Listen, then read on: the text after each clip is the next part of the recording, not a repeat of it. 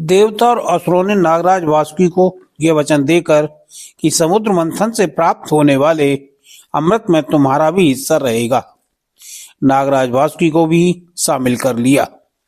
इसके बाद उन लोगों ने वासुकी नाग को नेति के समान मंदराचल में लपेटकर भली भांत उद्यत हो बड़े उत्साह और आनंद से अमृत के लिए समुद्र मंथन प्रारंभ किया।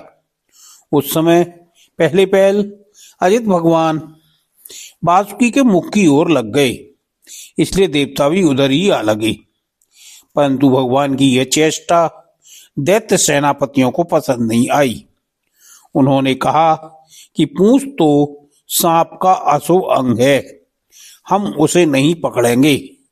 वीरता के बड़े बड़े काम हमने किए हैं, हम देवताओं से किस बात में कम हैं। यह कहकर वे लोग चुपचाप एक ओर खड़े हो गए।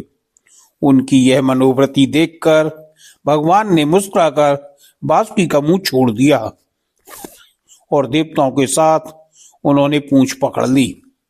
इस प्रकार अपना अपना स्थान निश्चित करके देवता असुर अमृत प्राप्ति के लिए पूरी तैयारी से समुद्र मंथन करने लगे। जब समुद्र मंथन होने लगा तब बड़े बड़े बलवान देवता और असुरों के पकड़े रहने पर भी भार की अधिकता और नीचे कोई आधार न होने के कारण मंदराचल समुद्र में डूबने लगा। इस प्रकार अत्यंत बलवान देव द्वारा अपना सब किया कराया मिट्टी में मिलते देख उन सभी का मन टूट गया। सबके मुंह पर उदासी छा गई। उस समय भगवान ने देखा कि यह तो विघ्नराज की करतूत है, इसलिए उन्होंने उसके निवारण का उपाय सोचकर अत्यंत विशाल एवं विचित्र कच्छप का रूप धारण किया और समुद्र के जल में प्रवेश करके मंदराचल को ऊपर उठा दिया।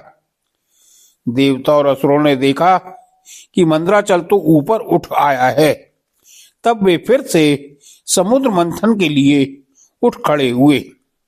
उस समय भगवान ने जम्बूद्वीप के समान 1,00,000 योजन फैली हुई अपनी पीठ पर मंदराचल को धारण कर रखा था।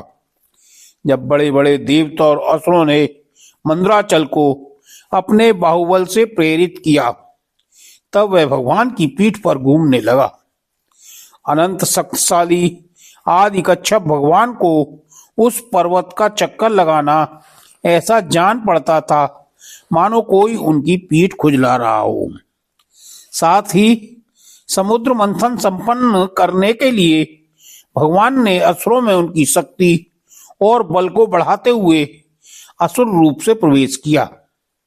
वैसे ही उन्होंने देवताओं को उत्साहित करते हुए उनमें देव रूप से प्रवेश किया और वासुकी नाग में निद्रा के रूप से। इधर पर्वत के ऊपर दूसरे पर्वत के समान बनकर सहस्त्रबाहु भगवान अपने हाथों से उसे दबाकर स्थित हो गए। अब वे अपने बल के मत से उन्मत्त होकर मंदराचल के द्वारा बड़े वेग से समुद्र मंथन करने लगे। उस समय समुद्र और उसमें रहने वाले मगर, मछली आदि जीव क्षुब्ध हो गए। नागराज वासुकी के हजारों कठोर नेत्र, मुख और श्वासों से विष की आग निकलने लगी। उनके धुएं से पौलोम, काले, बलि, इल्वल आदि असुर निस्तेज हो गए। उस समय वे ऐसे जान पड़ते थे मानो दावानल से झुलसे हुए साखू के पेड़ हों। देवता भी उससे बच न सके। वासुकी के श्वास की लपेटों से दशा देखकर भगवान की प्रेरणा से बादल देवताओं के ऊपर वर्षा करने लगे एवं वायु समुद्र की तरंगों का स्पर्श करके शीतलता और सुगंध का संचार करने लगी। इस प्रकार देवता और असुरों के समुद्र मंथन करने पर भी जब अमृत न निकला, तब स्वयं अजित भगवान समुद्र मंथन करने लगे। जब भगवान ने समुद्र मंथन किया, तब समुद्र में बड़ी खलबली मच गई। मछली, मगर, सांप और कछुए भयभीत होकर ऊपर आ गए और इधर उधर भागने लगे। सभी जलीय जीव व्याकुल हो गए। उसी समय हलाहल नाम का अत्यंत उग्र विष निकला। यह अत्यंत उग्र विष चारों दिशाओं में सर्वत्र उड़ने और फैलने लगा। भयभीत होकर प्रजा और प्रजापति किसी के द्वारा सहारा न मिलने पर भगवान सदाशिव की शरण में गए।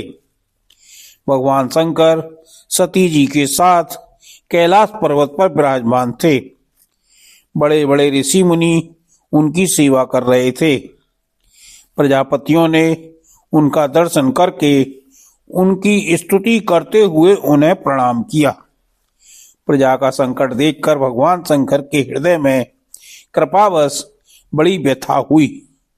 उन्होंने अपनी प्रिया सती से कहा, देवी, यह बड़े खेद की बात है। देखो तो सही, समुद्र मंथन से निकले हुए कालकूट विष के कारण प्रजा पर कितना बड़ा दुख आ पड़ा है। ये बेचारे किसी प्रकार अपने प्राणों की रक्षा करना चाहते हैं।